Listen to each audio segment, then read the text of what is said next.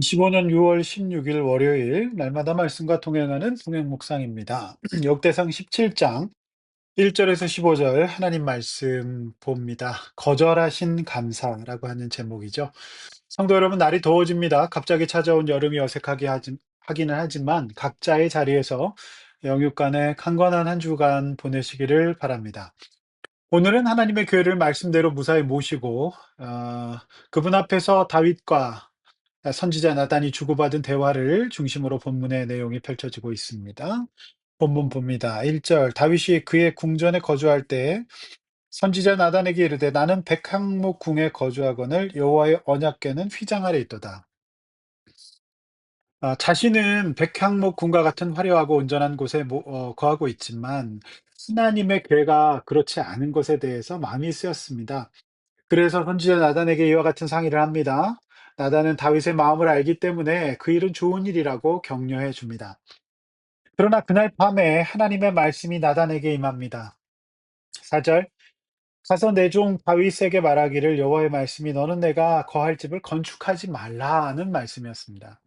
그리고 5절에서 7절까지 이 말씀은 구체적인 이 거절하신 뜻에 대한 설명입니다.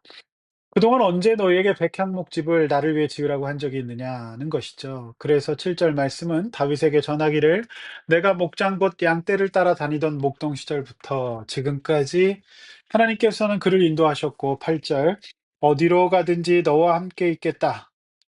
그리고 대적 앞에서 너를 승리하게 해주겠다. 이런 약속 말씀 주십니다. 그리고 그를 무엇보다도 존귀하게 하셨습니다. 무슨 말씀입니까?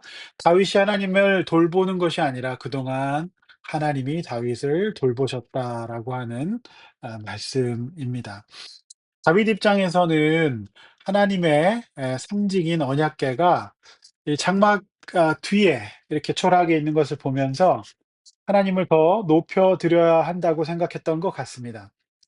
그러나 다윗이 걱정하는 것처럼 하나님은 초라한 분도 아니고 다윗이 돌봐야 하는 그런 분도 아닙니다.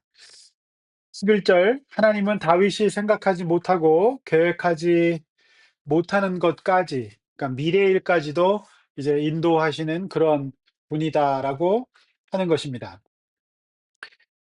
아 11절 말씀처럼 다윗은 어 자신의 한계에 갇혀 있지만 하나님은 그런 한계를 뛰어넘는 그런 분이십니다. 그러므로 다윗이 지금 무엇보다도 해야 할 일은 뭡니까? 네. 이게 뭔가 이렇게 의리의리한 궁전 성전을 짓는 것도 좋지만 그게 가장 중요한 것은 하나님 앞에서 겸손하고 그리고 의를 쫓으면서요. 그분 앞에서 바른 백성이 되는 거 이게 다윗에게 가장 중요한 일이었습니다. 흔히 그 어른들에게 아이들이 과한 선물을 하려고 하면 어른들이 이렇게 말씀합니다. 뭐라고 말씀합니까? 아 "마음은 고마운데 넣어 두라고 마음만 받겠다." 이렇게 말씀하시죠. 그렇습니다. 우리 하나님은 다윗의 순수한 마음을 받으셨습니다. 그리고 그런 마음을 고맙게 받으십니다. 그러나 하나님의 계획과 뜻마저 다윗이 바꿀 수는 없는 노릇이었던 것이죠. 어쩌면 이런 좋은 제안을 하나님께서 선지자 나단을 통해 거절하셨을 때 다윗 입장에서는 상처받거나 빈정이 상할 수도 있을지 모릅니다. 그러나 하나님이 기뻐하시는 성숙한 신앙은 우리의 뜻이 비록 선한 것일지라도 우리의 바람대로 하나도 틀림없이 이루어지고 받아들여지는 것이 당연하기 때문에 그렇게 하나님 해달라고 무작정 떼쓰고 요구하는 것 아닙니다. 우리 각자가 다 헤아리지 못하는 하나님의 신실하심과 전능하심을 믿고 하나님의 뜻에 순종하는 믿음, 그런 믿음이 귀하고 성숙한 소중한 믿음인 것이죠.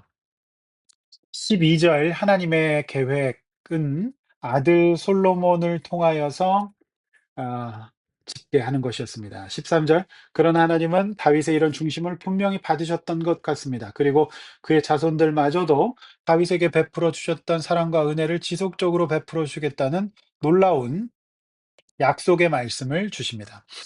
성도 여러분 어떠십니까? 우리가 모든 것을 다 이룰 수는 없습니다.